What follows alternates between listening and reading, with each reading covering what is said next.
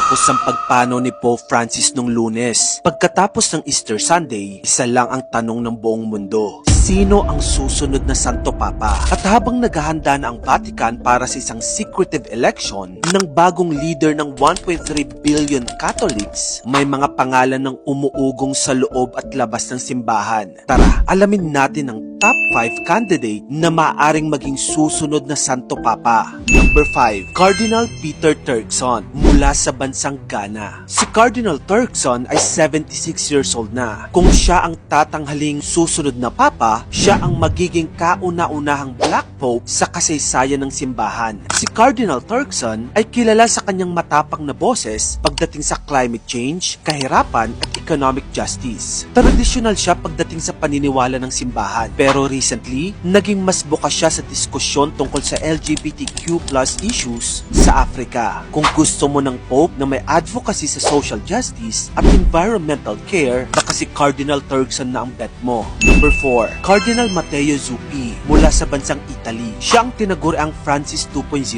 dahil halos pareho sila ng puso para sa may hirap at marginalized. Si Zuppi ay isang peacemaker. Pinadala pa siya ni Pope Francis sa Russia at Ukraine bilang Vatican envoy. Kaya kung gusto ng simbahan ng continuity at diplomacy, malaki ang chance si Cardinal Matteo Zuppi. Number 3, Cardinal Robert Sarah mula sa bansang Guinea. Ito naman ay total opposite ni Zuppi. Si Cardinal Sarah ay hardline conservative, very traditional, at minsan pa nga open critic mismo ni Pope Francis. Noong 2020, co-author siya ng libro kasama ng dating Pope Benedict defending clerical celibacy, na parang challenge ito kay Pope Francis. Against siya sa gender ideology at very vocal siya against Islamic extremism. Kaya kung gusto ng simbahan na bumalik ang ultra-traditionalist roots, Cardinal Sarah could make history as another Black Pope. Number 2, Cardinal Pietro Parolin mula sa bansang Italy. Si Cardinal Parolin ay second in command ni Pope Francis. Siya ang pangalawang pinakamataas sa simbahan dahil siya ang Vatican Secretary of State simula pa noong 2013.